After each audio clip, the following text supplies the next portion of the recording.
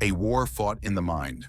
During the height of the Cold War, the United States and the Soviet Union raced to outmatch each other in nuclear power, surveillance technology, and espionage.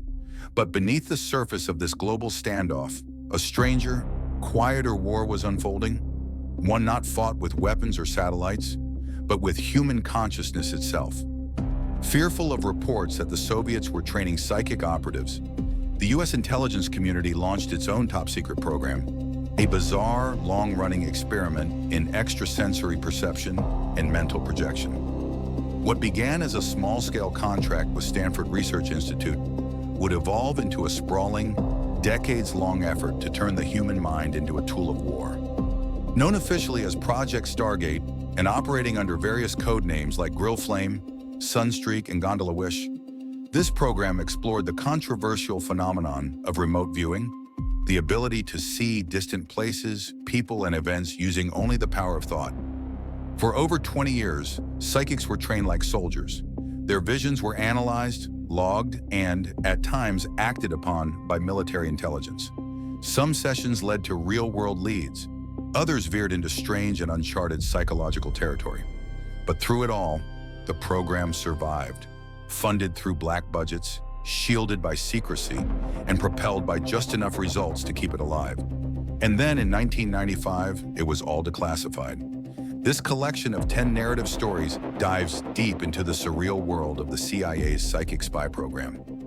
From the recruitment of Israeli spoonbender Uri Geller to the stunning accuracy of certain remote viewing missions, from budgetary subterfuge to military oversight, these stories bring to life one of the most mysterious and unconventional intelligence operations in American history. What follows is not science fiction, it's declassified history. Step inside the strange secret world of Project Stargate. 1. The secret name. Inside the birth of Project Stargate. In the shadowy corners of Langley, Virginia, deep within the CIA's headquarters during the Cold War, a project unlike any other was taking shape. It had nothing to do with guns or spies in trench coats. This was war on the frontier of the human mind. The year was 1972. Intelligence reports whispered of Soviet psychics, men and women trained to see with their minds, to spy without moving an inch. The idea sounded absurd, but in the paranoia of the Cold War, absurdity was often just another name for possibility. The Americans couldn't risk falling behind. So the CIA launched its own psychic initiative, but this wasn't something they could casually announce or budget for in plain sight. It needed a name, something vague, forgettable, and above all, deniable. They called it Project Stargate. The name sounded more like a science fiction show than a government experiment. That was intentional. It was camouflage in plain sight, but even Stargate wasn't the only name it carried. Before the name solidified, the project shifted through several aliases: Gondola Wish, Grill Flame, Center Lane, and Sunstreak. Each name marked a new phase, a different department, or a change in oversight. They were shells within shells, disguises meant to keep prying eyes away, even within the government itself. The secrecy wasn't just for the public. Most inside the intelligence community had no idea such a program existed. Those who did often laughed it off. Psychic spies? Some would scoff. What's next, time travel? But the men and women working under Project Stargate weren't laughing. Housed in nondescript offices, often attached to military bases or research facilities, they were tasked with proving the impossible. They experimented with remote viewing, a process where a viewer attempted to describe a location, object, or event beyond their normal sensory reach. There were maps, target sketches, feedback. Some results were nonsense. Others were eerily accurate. Over time, as funding shifted and skepticism mounted, Project Stargate was handed from agency to agency. The Army's INSCOM division took the reins for a while. Later, the Defense Intelligence Agency assumed control. Each time, the project changed names, like a fugitive slipping into a new disguise.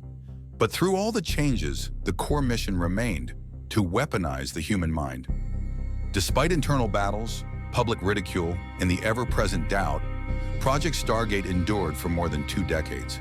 And when the CIA finally declassified the files in the mid-1990s, the world learned that the psychic spy program wasn't fiction. It had been real all along. Its name, Project Stargate, now echoed not in classified memos, but in documentaries, academic papers, and pop culture.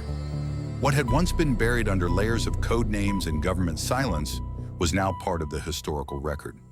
But for those who once walked the halls of that strange, secretive program, the name Stargate would always mean more. 2. The invisible race. In the winter of 1969, a classified report landed on the desk of a CIA analyst at Langley. It was cryptic, pulled together from intercepted Soviet communications, rumors from defectors, and unsettling mentions in obscure academic journals. The subject line read, "Parapsychology in Soviet Military Doctrine." The analyst frowned. Psychic warfare? Mind control? Telepathy? It sounded like science fiction, absurd, even laughable. But buried in the report were details that were harder to ignore. Soviet institutes conducting research into extrasensory perception.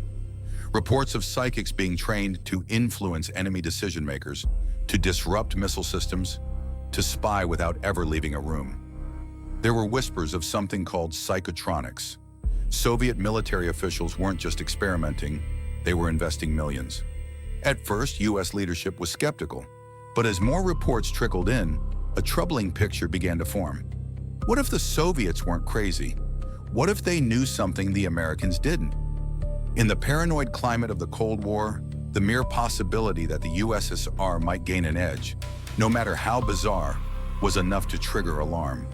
And so, behind closed doors, a new directive was issued. Match them, fast. The CIA didn't want to be caught flat-footed in an invisible arms race. Missiles and satellites were no longer the only frontier. Now they had to defend against threats that couldn't be detected by radar, threats that might live inside the mind. By 1972, the CIA had reached out to two physicists at the Stanford Research Institute, Harold Puthoff and Russell Targ. They had academic credentials, security clearances, and more importantly, an open mind. The question they were asked was simple. Can the human mind be trained to gather intelligence from afar? The answer at first was uncertain, but when strange coincidences and unexpectedly accurate readings began to surface during their experiments, the CIA took the bait. Funding flowed. Test subjects were recruited, some from the military, some from civilian life. Rooms were converted into viewing chambers. Protocols were written, and somewhere along the line, the project was given its name, Stargate. But behind every session, every experiment, every sketch drawn by a remote viewer was the beating heart of fear. Not fear of failure, but of falling behind. The Soviets had started something. The Americans had no choice but to follow. No one knew whether psychic warfare was real, but as one CIA officer reportedly said in a memo, if there's even a 1% chance they can see into our missile silos from Moscow, we need to know how to do it first. Eyes without sight. A 500-word story on the birth of remote viewing. In a small windowless room tucked away inside the Stanford Research Institute in Menlo Park, California, a man sat at a desk with his eyes closed. On the table in front of him, a pen, a blank sheet of paper, and a small tape recorder. He took a deep breath. In another room just down the hall, a handler opened a sealed envelope. Inside was a photo, an overhead satellite image of a Soviet naval base in the Arctic. Ice-locked, desolate, and over 5,000 miles away. The man didn't know the target. That was the point. He wasn't supposed to know. He was supposed to see. This was remote viewing, the cornerstone of Project Stargate's secret mission. The viewer, a civilian with an uncanny intuitive sense, had been trained to calm his mind, to let go of logic and linear thinking, and instead allow impressions to surface. The handler pressed play on the recorder. Target acquired. Begin session, the voice said. The viewer began to sketch. At first just scribbles, then lines, shapes, arcs. He muttered words to himself. Metal, cold, geometry, launch. 10 minutes passed, then 20. When he finally opened his eyes, the page was filled with what looked like a child's drawing. But to those who knew what to look for, it was more. The shape he'd drawn matched the layout of the Soviet base almost exactly.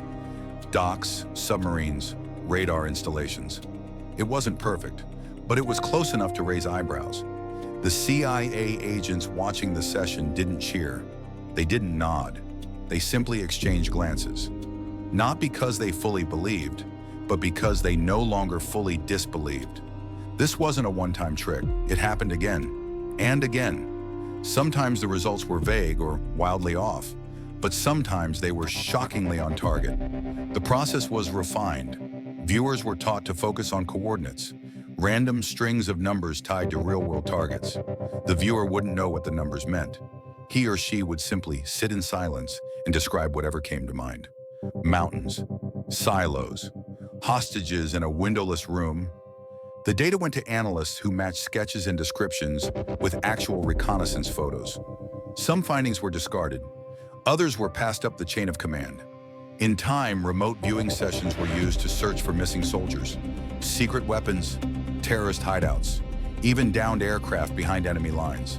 Skeptics inside the agency remained, but the remote viewers weren't claiming magic. They followed protocols.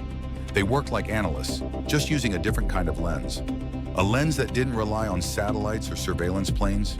A lens that looked inward. They called it coordinate remote viewing, or CRV.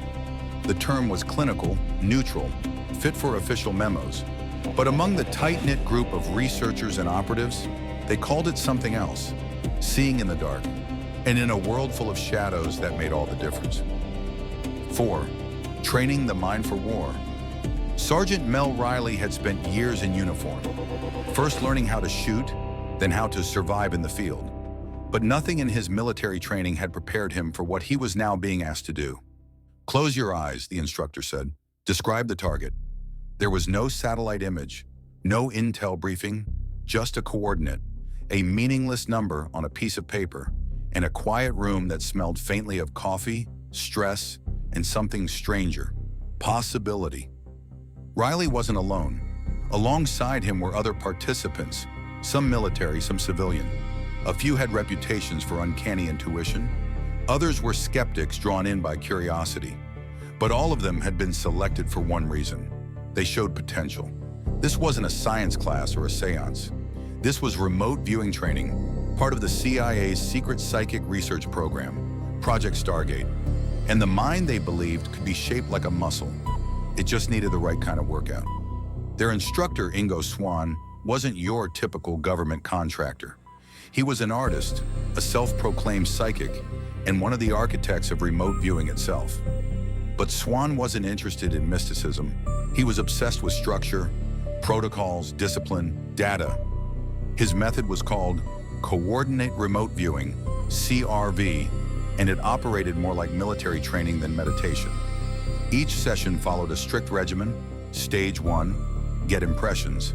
Stage 2, refine shapes. Stage 3, sketch the target. Each stage built on the last, pushing the viewer's mind to go deeper, farther, without breaking. "You'll get noise," Swann would say. "Your conscious mind will try to trick you. You have to learn to listen past the noise." Viewers practiced daily. Some trained for weeks, others for years. They kept logs of their sessions, scoring their accuracy, learning from every miss, every hit.